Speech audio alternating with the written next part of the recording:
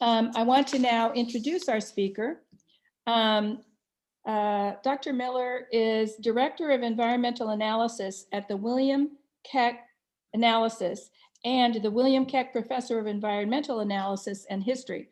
I sort of think his title tells us a lot about what he's what he's working on, but and he has lots of awards and long histories of things about him. But I just want to mention a couple of things about the books he's written. A number of you may remember that he was here to talk to us a couple of years ago about his book, The Not So Golden State. And he has a couple of new books, Hetch Hetchy, A Recent History and Documents, and Theodore Roosevelt, Naturalist in the Arena, which sounds pretty interesting to me. So without further ado, Dr. Miller, take it away. Thank you.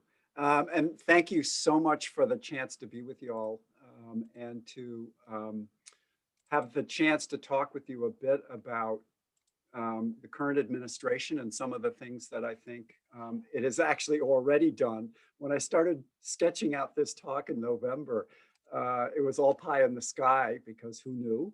And within a day of the inauguration, 90% of what I thought needed to happen had already happened. So that blew my talk out of the water. So what I thought I would do in part is to talk a little bit about what they have done, talk a bit about the methodologies that they're using to think through some of the environmental issues, and suggest ways in which I think as good as and as important as the work they're doing is, it's not complete. And that's not because it's the administration's fault. It's actually that this is a pretty complicated political structure, and you cannot do everything from the top down. The opening photograph is the Arctic National Wildlife Refuge, which, as you know, has been a hotly contested space, actually dating well back to the 1960s. But one of the really interesting things about this landscape is that although it has, we think, a lot of oil underneath, I say we think because it's not in fact entirely clear how much is there. It is a political touchstone, not only for those who believe in protecting these landscapes, the indigenous, the Native Americans, the Native Alaskan corporations and communities have been rigorous in their support of this space.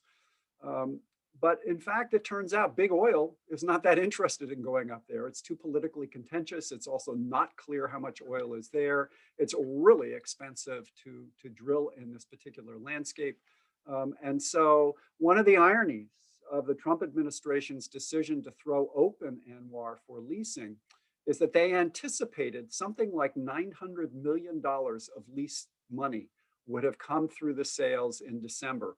They got 14 million. And most of that was the state of Alaska jumping in at the last second to sort of see if they couldn't gin up the story. And the irony is Alaska is paying itself so that it can get 50% of its money back, which seems to me like a really stupid form of public policy. And it's also a reflection of the kind of weird things that go on in this process. But so part of what I want to suggest then is to look more broadly at some of the regulations that the previous administration rolled back, things that this current administration, the Biden administration, has already started to work on, or if it hasn't, it's going to need to do something in some fashion. The estimate is roughly 100 environmental regulations were rolled back by the previous administration. In terms of fossil fuels, not only gas and oil development, but also in car emissions. They rolled back regulations on the content, the amount, the percentage of mercury and lead in water and in our air. They did the same for methane. They did the same for coal ash, which is a byproduct of coal-fired plants, power plants, such as Duke Energy has in the Southeast. They pushed forward on Keystone Pipeline, and the Dakota Access Pipeline and the Atlanta Pipeline, among others. This incredible shot of the border wall tells us a great deal about what the former president thought ought to happen. That too is a contentious environment. It's not just a political issue. It's not just about immigration. It is also, as this photograph tells us, about a space that has been militarized, criminalized. And so if you're there and they decide you shouldn't be there, you are automatically tossed into jail and or sent across the border in another direction. And that tells us something about the land itself, that it becomes part of the institutional response to a political demand on the part of, again, the former administration. And then endangered species, and that ellipses after that is just to count up all of the other regulatory things that the previous administration pursued. And so part of what I want to talk with us today about are some of those issues. This is a postcard that I bought a lot of when I was a student at Pitzer in the early 1970s. I think I bought it because of its sort of dark humor. You can see the San Gabriels way in the back of Mount Baldy with a small snow-capped piece there. The greetings from LA. My mother got very sick of this postcard when I would send it to her, sort of mocking my own self and the air that I breathed, which in retrospect is really stupid because it's in my lungs. But it does tell us something about two things, one of which is you can't take a photograph like that today, by and large. That's a consequence of concerted federal and state regulatory action since the 1970s. LA may still have some of the worst pollution in the United States, but the standard has risen and our air quality has intensified in really kind of remarkable ways. That's going to be a key issue for the Biden administration, however, as we will see. We know that as the Trump administration rolled back clean water regulations, that Flint and the lead there, Flint is on the left, Detroit water on the right. You don't need to be an analytical scientist to figure out what the differences are and why one would not drink at least the water on the left. Those kinds of issues, as they affect large urban areas, often impoverished in the case of Flint, underemployed, marginalized communities. This isn't just about clean water, it is also about social justice or environmental justice, if you will. And again, this is something that this current administration is going to need to address in a sort of systematic way. Even as it goes after larger racial issues, for me, this environmental justice issue is one way that you can do two things simultaneously. Enact the clean water regulation or enforce it, and in its enforcement, and the same is true for clean air, you begin to make the lives of those who are the least powerful in the United States a little bit better. One of the things that puzzled me about the prior administration was not going after clean air and clean water. That was anticipated. It was going after something like the Migratory Bird Treaty that was signed in the Progressive Era in 1916 that had extraordinary bipartisan support in 1916. And I honestly cannot tell you why he did what he did when he eviscerated this treaty, which again, this administration has flipped on. Other than it's just simply mean-spiritedness.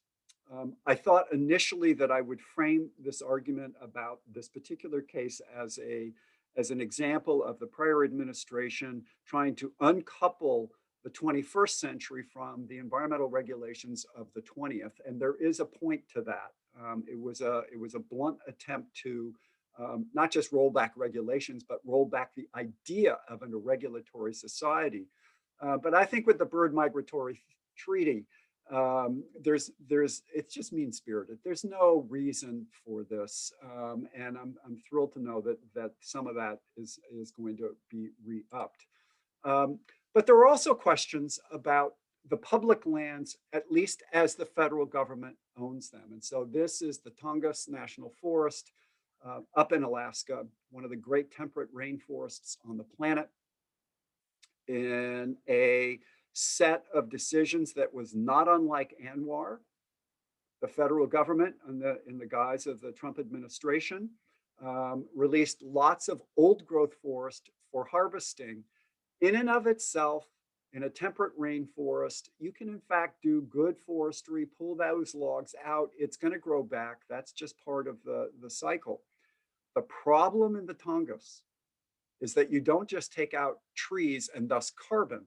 You release methane that has been trapped beneath those trees for hundreds of years. And my colleagues in the Forest Service and those who have worked with them say that this was going to be, we don't quite know where it is at the moment, but this was going to be one of the worst methane releases imaginable, certainly in a terrestrial way. As the polar ice caps melt and the like, we're going to see more methane being released in that context. But this is terrestrial and perfectly avoidable. And in that case, it again is under contention. The Alaska delegation really wants it to happen. We'll see what the Biden administration will do, and that raises an important point.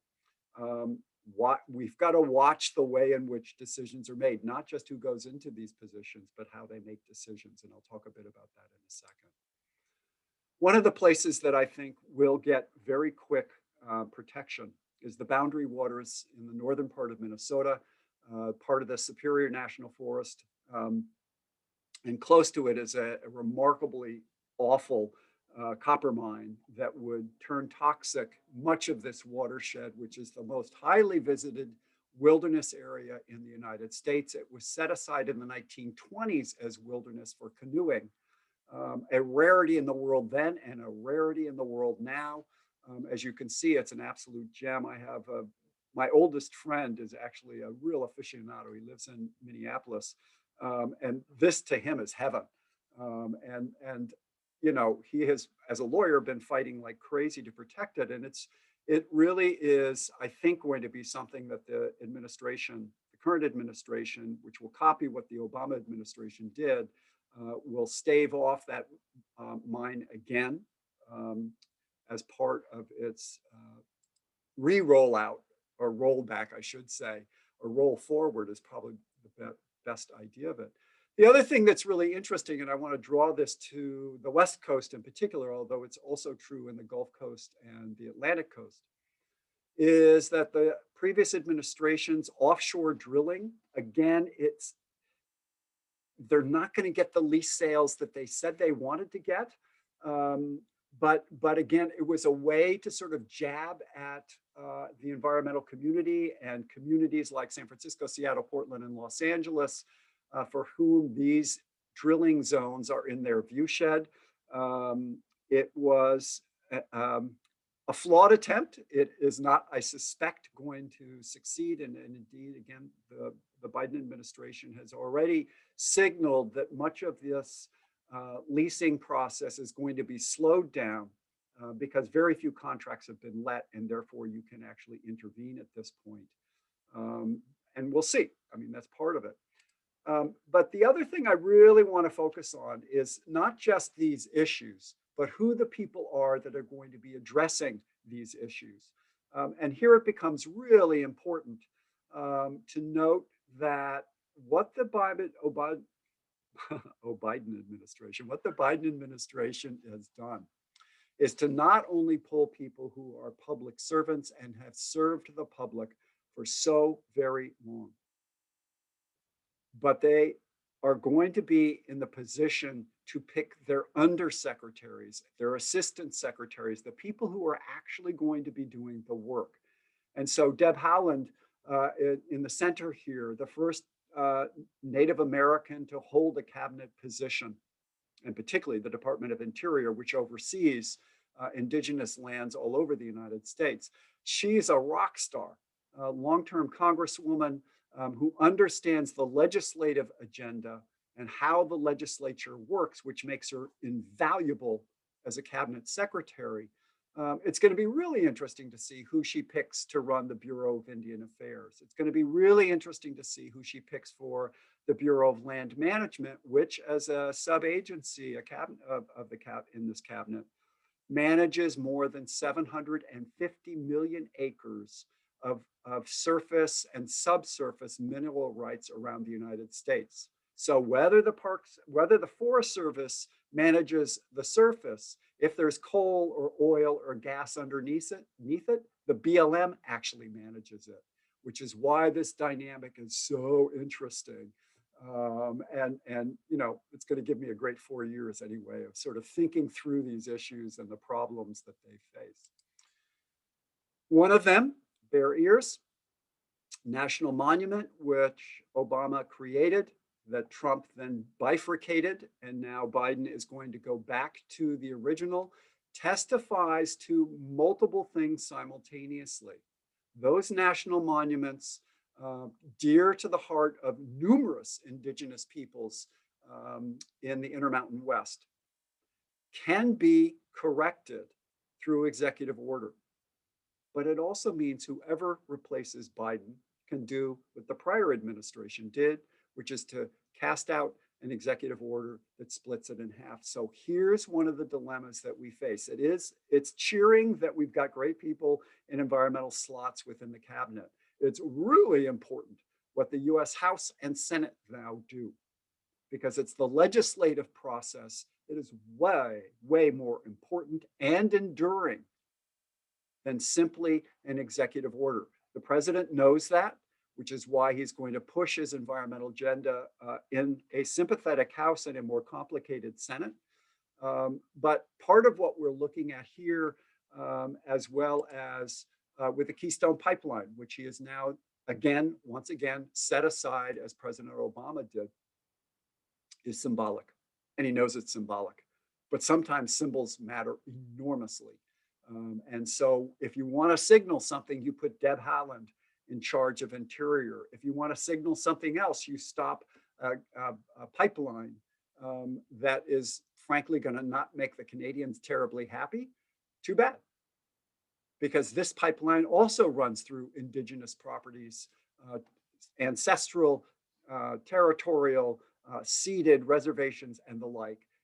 And again, this is part of the larger process where we've got a very different kind of president focusing on very different kinds of things and using those executive orders to signal those differences and also, frankly, to give us some hope in the immediate rush post-inauguration.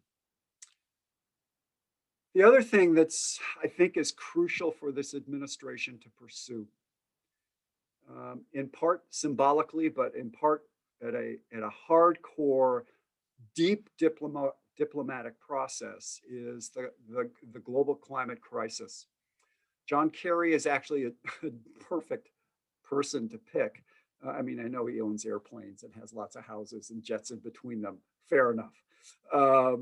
But he is the diplomats. And so I think part of what the Biden choice signals is that we're back in the game. And not only that we've rejoined the Paris Accord, not only that we've rejoined the World Health Organization, which is also part of this climate crisis. Do keep in mind, COVID shows us that perfectly. But we have somebody who is able to speak in a way that is not only sympathetic to the cause, but deeply knowledgeable about the diplomatic crises and the ways in which to speak to diplomats around the world. I have a lot of hope for that czardom, if we have to call it that, even more so for the people who will work for him and actually do the hard leg work, the heavy lifting in this process. There's some really star players in that second tier that I think are going to make us key players once again in this broader process. And so the re-signing, again, wonderfully symbolic, absolutely crucial, but it also means now we have a seat at the table, which for 4 years or so we didn't have. And I think that's part of what you have to do if you want to assert the way in which we think the world can better live on this landscape amidst this climate crisis and in an attempt to mitigate that crisis. The final thing I want to talk at the big level, and then I want to shift our focus a bit, is the Clean Power Act that the Obama administration created and that the previous Trump administration eviscerated, and that this new administration is now flipping us back into that agenda. One of the things that we have seen since 2016 is the collapse of the coal industry, despite President Trump's assertion that he was going to revive it. There was no way that was going to happen. And it was clear for those in the coal country as it was to anybody else who was paying attention. Gas, solar, and other renewables have taken over the market. And so, in effect, the economy has already shifted. The major oil companies are starting to invest heavily in renewable energies because they're not stupid. They know where their future lies, and it is not in coal, whether thought to be clean or otherwise, which obviously it's not. And so, again, you can intervene surgically in a sense. You can use those executive orders to signal massive changes. But now it becomes important as how Congress and the Senate, in collaboration with the executive branch, moves forward on these initiatives to actually put real regulatory power in the hands, not just of the executive branch, but through the legislative so that it endures across time and can't be flipped as easily as many of these actions can be. But I want to draw us in a different direction. Top down, absolutely crucial. You have to have a president and a legislative branch that are thinking environmentally if, in fact, we're going to get rapid change such that we can mitigate climate change and other existential challenges like COVID that are deeply bound up in public health, which is also bound up with the health of the land itself. But if you leave it there, it's quite possible that what you are able to achieve in one term can be eviscerated in someone else's term that follows on. So I want to draw our attention to a series of issues that are more local to us here in Los Angeles to suggest a crucial piece of this story. Top down, great. Middle out, absolutely. At the state level, all sorts of things have to happen. But equally bottom up, grassroots organizations, local concerns are essential. And so this Exide story, the Vernon Recycling Center, where batteries have been recycled for decades, and in the process have really badly hampered the health of those who live in Vernon. The Communities for a Better Environment is one of many local grassroots organizations that hit hard at single issues, to be sure, but there's a broader theory that lies behind this, which is we have to attack climate issues and health issues simultaneously. It's now called climate justice. You have to do it on the ground as well as in Sacramento and in District of Columbia, because otherwise it doesn't work. You can have all of the great theoretical stuff coming out of DC, but if you've got no energy on the ground, you're not going to make much change for the lives of those who live in Vernon or elsewhere. If, for example, as has been long a contentious issue in various neighborhoods, this is a map of oil wells in the greater Los Angeles area. It doesn't include all of them, but it has many of them. Brea over here on the right-hand side, the Baldwin Hills, down by Marina. And as many of you know, those of you who grew up in this region, well up until the 1950s, there were oil rigs up and down this coastline. What we now take to be beaches was in fact a sacrifice zone so that we could pump water everywhere. And part of the issue is that the city has grown massively. And as you look at where these all are framed in by freeways, you know exactly what resides around them, but are subdivisions. And so one of the really interesting grassroots movements of recent years, in the last 2.5 years or so, is this one, which is coming out of the Sierra Club and associated organizations, No Drilling Where We're Living.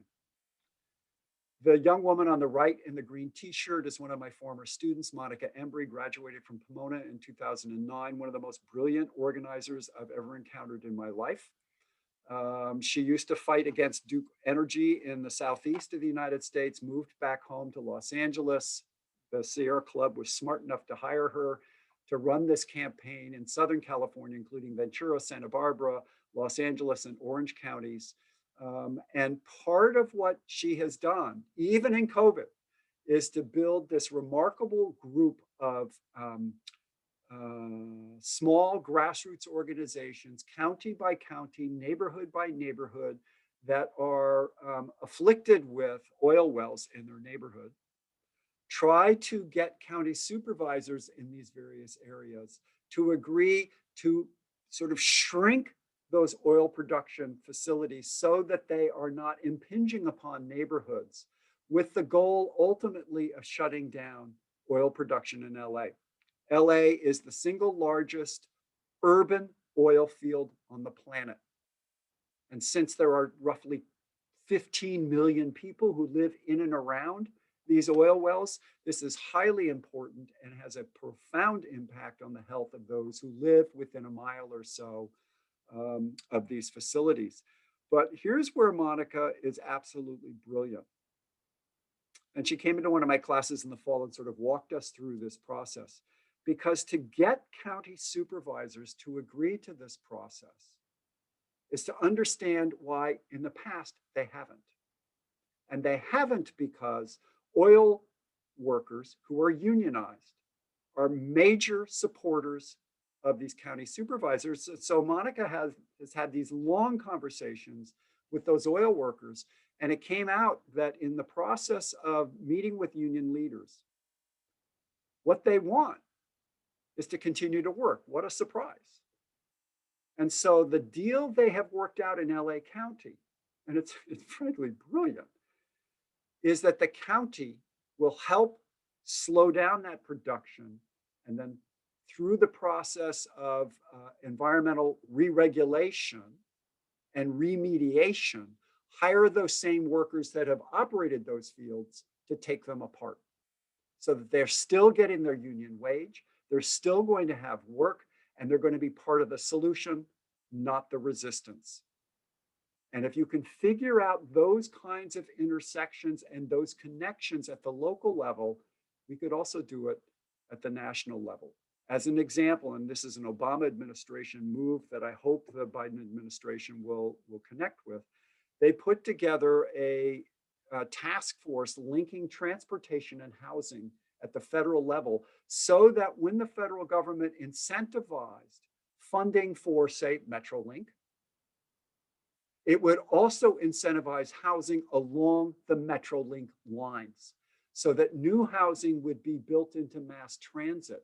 That same kind of intersection and thoughtful, intentional intersection is part of what both at the federal, state, and local level we can do to facilitate the transition away from automobiles and to mass transit, which is less polluting and frankly, a lot smarter in a climate crisis that we are in.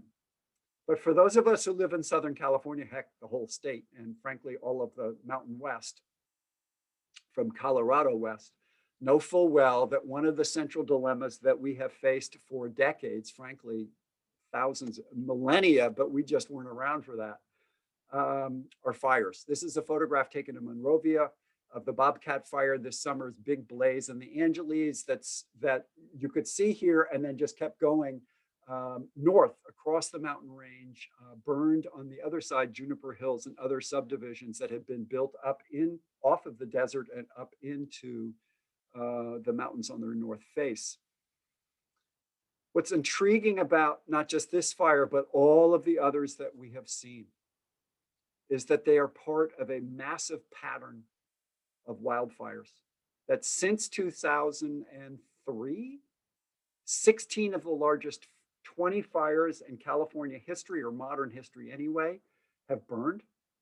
11 of the largest since 2007. And five of the six largest were burning in August and September of 2020. That's not a trajectory that we really want to be a part of. Fire has its biological role. This is really crucial. Let's not demonize the flame. But we really need to be thinking about why these rooftops are so close to those fires. And part of what I want to do is to bring us even more local to Claremont, to the Wilderness Park, and actually the role that the Wilderness Park plays not in passive recreation, but in fire safety. You can see where the park's boundaries are. This comes from the city, but also from the Claremont Wilderness Conservancy. What happened with some of these gifts? If you look on the upper right-hand corner, Pomona's 2017 gift of more than 400 acres to the Wilderness Park took out 20 possible homes. Upwards of several thousand could have been built in various parts of this park collectively. They're not there. This land will burn. What won't happen is that people will not have to evacuate there. And so part of what I have been pushing hard with the county and elsewhere is for counties and cities and ultimately the state to step in and start to buy such wild lands, foothills in particular, from Fontana all the way up to La Cañada, Flint Ridge, and elsewhere. Buy this land up now when we can, and obviously it's really expensive. But to buy it now means that we can protect ourselves. Yes, we get more passive recreation, much more open space. All of that is a good. But if you add fire safety, not suppression, but safety to this mix, you have a winning formula, I think. And I think if you look in the lower left corner, Clara Oaks, 103 acres. The Wildlands Conservancy, along with the Trust for Public Lands, is seeking money from the county and other entities to purchase that 103 acres. Again, fabulous for our larger playground, which is what the Wilderness Park is. Even better will it be for fireland safety, because people won't be living up there. And I think part of what we can do as we think about the next 4 years is not simply focus on what the federal government can do, although it can do a lot, not simply focus on what Sacramento can do, although it should be doing more, but also what in a town like Claremont, in a county like Los Angeles, in a region like Southern California, we can work through grassroots organizations, local and state and county agencies, to really pursue issues that matter enormously, that make for lands that are more resilient, that make our lives more safe in the case of wildland fire, and that will make it possible for us to survive the climate crisis and the healthcare crisis, which is deeply intertwined with it. Once we start to think out that way, once you think in intersectional terms, that is, all of these things are coming together simultaneously, then we actually have a method to move forward. And I'm thrilled that the League of Women Voters is interested in these kind of things, and would be glad to work with you all as you work it out. What we need to think about then is that work, and ultimately how this small place can have a larger impact on the planet's health, resilience, and stability. Thanks very much.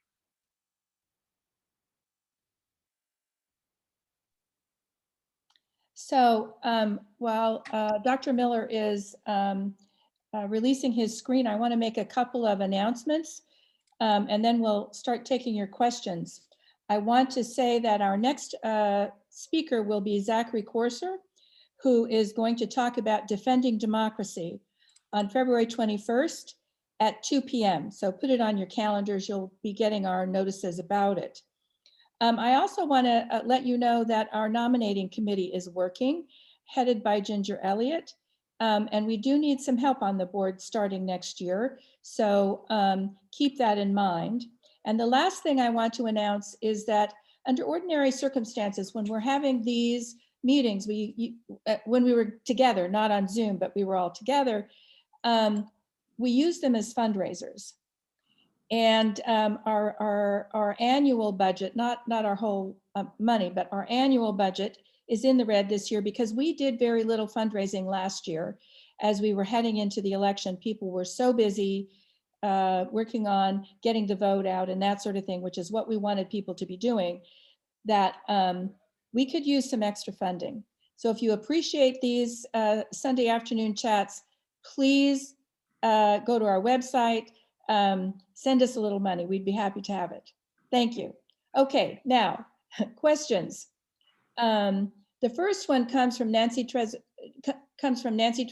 Osgood, and you've talked about the Keystone Pipeline, and she just says she's interested about the issue. So I'm not sure if you want to say more about that or. Sure. Sure. Yeah, Yeah. So, Nancy, part of the issue is how the pipeline was devised and who it would run over. And the people it would run over are various Plains Indians nations, which was designated by the Army Corps of Engineers as effectively inessential.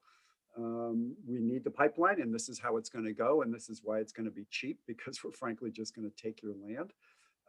And so there's a political issue with it. The second issue is, although this pipeline has been articulated as and promoted in the ways that it would be advantageous to American consumers. In fact, if you look at where that pipeline goes from Canada straight down to Houston, the whole point of that slurry was to get onto boats and go elsewhere. The United States would benefit not at all from its movement outside of construction jobs, which are not permanent. And so the third piece obviously is that rather than doing that, why don't we put those kinds of incentives into renewable energy with the goal, leave fossil fuel in the ground, as Bill McKibben says in the New Yorker, stop burning things up. If you don't burn it, it can't emit. And so leave it in the ground, shift to other, not perfect, but other renewable resources. The wind energy has its point, so does solar, but they also have their downsides. One of the things that is not a downside, it's not fossil fuel. And with solar, for example, you can do distributive energy. So many of you, I suspect, have solar panels on your roof. You're producing energy. And if we all had batteries to store it in, we would produce the thing that we used. And that's actually the cleanest possibility. Anyway, I hope that helps, Nancy. I hope it helps lay out at least some of the issues. we have an anonymous attendee Uh-huh. who wants to know what will happen to oil Sure. workers after this system is torn down? Yeah, that's a great question. Um, Part of what the oil industry in LA in particular is wrestling with is that they've done a lot of pumping here since the 1920s. Many of these wells have gone dry. And you can go by these areas and you see the jacks are not moving. And in many cases, that's a signal that they've already pumped it. And so what Monica and her group is trying to do is to say, look, these places are going to be shut down within the next decade, maybe two, depends on where and how rich the deposits are. Before that happens, rather than have those folks lose their work, let's figure out a long-term transition because it's going to take time. It's going to take probably 20 years. So if you're an oil worker and you're 50, that's the rest of your career. If you're in your 30s, you might get another 20 years in and then transition to something else. Nothing is going to solve all unemployment. The goal is to figure out transitions that give people paychecks, give them good work, and that is green in its orientation. And one of the things that I like about this is that, yes, we talk about green energy jobs, and there are a lot of them. In fact, the fastest growing industry inside of energy is green production and thus green hiring jobs.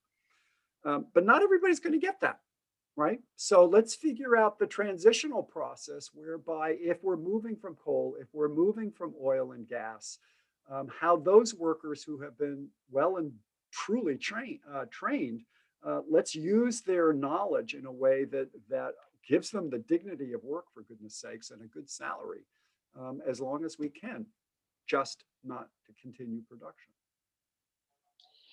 The next question is from Laura. How likely is it that these environmental protections that Biden has put back in place can be legislated so we can stop this ping-ponging between administrations? The Yeah. process is long, but is it short-sighted for Biden because the Obama administration had already done the work?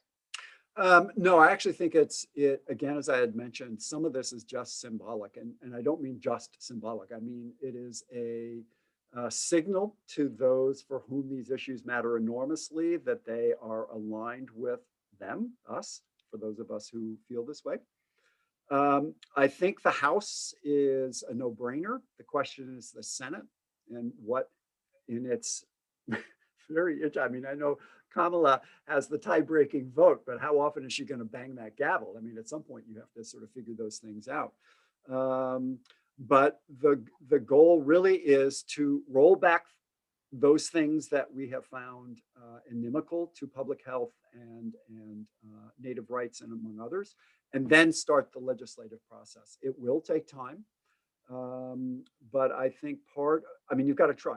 I think that's the only way to put it, is that you've got to, you have a chance, you have a window, and you got to open that window as far as wide as you can. That's how we got the ACA, that finally convinced Obama, look, you've got a narrow window, man. You better jump through it. And it was Nancy Pelosi that convinced him that he actually had to do this now. So I think part of what we're looking at is a twofold strategy, one of which is in these first X number of days, you do much of the work that you can do instantaneously.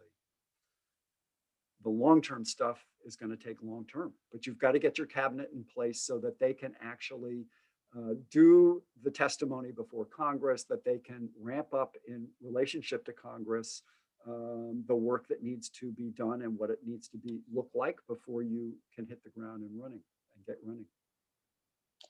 I have a question. Yes, please. It's a more day-to-day question about something that's been bothering me since COVID. Our recycling agencies are no longer taking plastic bags of any sort and not wanting to just throw them in the garbage.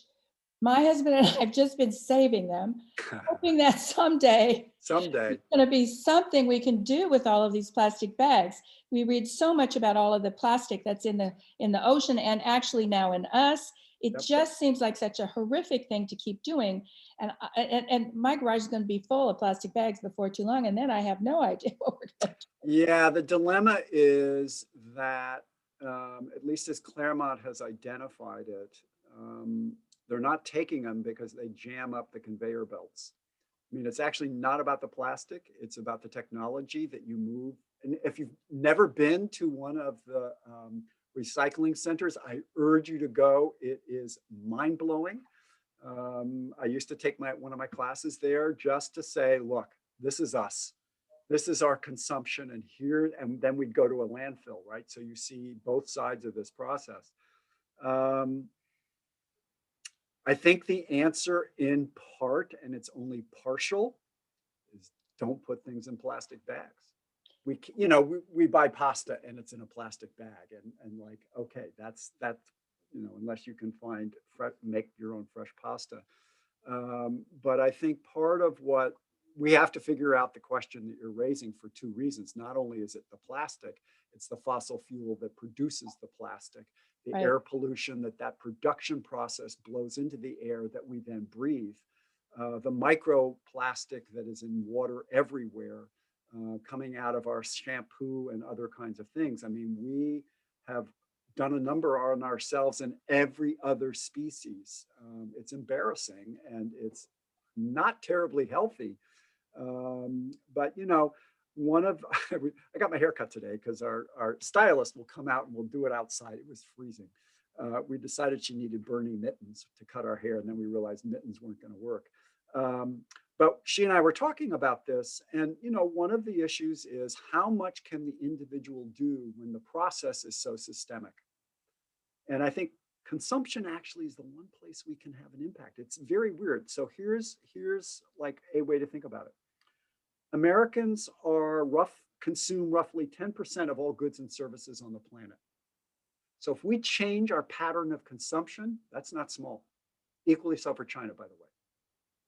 If those two countries alter what they buy and how they buy it and what they store and the ways that they store things and what they don't buy, you actually can have a profound impact. And I think, we know that individual action is what it is, right? And we know that it is a kind of moral obligation that many feel. But if you actually put the individual within a collective and you have 300 million people consuming in a different way, that actually has an impact. and it shifts the economy, or could shift the economy. I'm not quite sure how to get people to do what I want them to do. But if I could wave a wand, it would be plastic that would disappear. We have two attendees who have given suggestions about this. One of them says that she takes her plastic to her daughter who lives in Carlsbad where it is recyclable. Great, And great. another person says that you can recycle thin plastic bags at Sprouts. Yes, that's right. Okay, I'm glad to know that because I Yeah, didn't know that yeah. before. So those are the sort of the grocery bags that you might get from them. Right. Yeah. Vegetable bags and things like Right, that. exactly. Right. My problem is that since COVID, I have all my own bags and vegetable bags and Right. everything.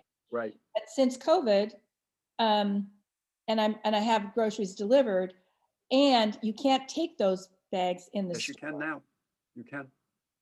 They've changed that. Now you can take your own bags in the Yeah. store. Yeah, I was Okay, just at Trader Joe's today with mine. good. Okay. Yeah, and then you just wash them. Oh yeah. Yeah. So, I mean, it's doable. But I mean, COVID is COVID is responsible for not only a lot of us becoming hermits, which is driving me crazy, um, but but also revealing in that process how little how how much we depend upon a system that produces goods and services in a certain way and in a certain packaging. And I don't buy nearly as much as I might have once bought. But then I come home with, at least in the initial months, right, with bags of various kinds, and it's like our pantry is like yours. It is full of bags that we have yet to figure out what to do with. But now I know I can give them to Sprouts. That's so that's a good thing. That's a good thing. Yeah, it is. Let's see. I think we might have one more person here. Let me just check. We've got one in the chat also from Jennifer Jaffe about the impact of animal and dairy consumption. Ah, Jennifer, nice softball question. Don't eat meat, period. Yeah. It's real simple. Yeah. The CAFOs, those factory farms up along the 5, if if that stench doesn't drive you away from at least periodically eating meat, I can't imagine what would. And that's a easy consumption shift for those who are able to do so. And even a meatless Monday or whatever it might be, the slow movement. When I was a student at Pitzer, I became a vegetarian because my girlfriend, now wife, was one, and I'm not an idiot. It's like whatever she's doing, I'm doing. And I think part of that process is crucial to the um, methane that cattle produce, and it's astonishing how much methane they produce. The amount of pesticides that are used to sustain the landscapes that they work on, the herb and herbicides, the antibiotics that are shot into them that you then ingest and then become part of our bodies. And that's true for dairy, for poultry, for any form of meat production. Um, God, it is so much healthier. And I'm not, this is not a guilt trip. It's just simply, if we are what we eat, and we are to a large extent, that's one thing to be thinking about. Okay, I think we've answered all the questions, though there seems to be a disagreement about whether Sprouts will take the thin plastic bags or not. So that's something for us to all check out. We've had a Yes. number of thank yous And thank you right back. In our chat. And if there's nothing else, I think we're about at the end of our time. I want to thank you so much, Dr. Miller, pleasure. for being here. I love this. It helps out a lot to know that you're not the only one who's really working on trying to do better. Mhm. So we thank you for that. And I want to thank everybody who was here. And please join us again next month. Thank you very much.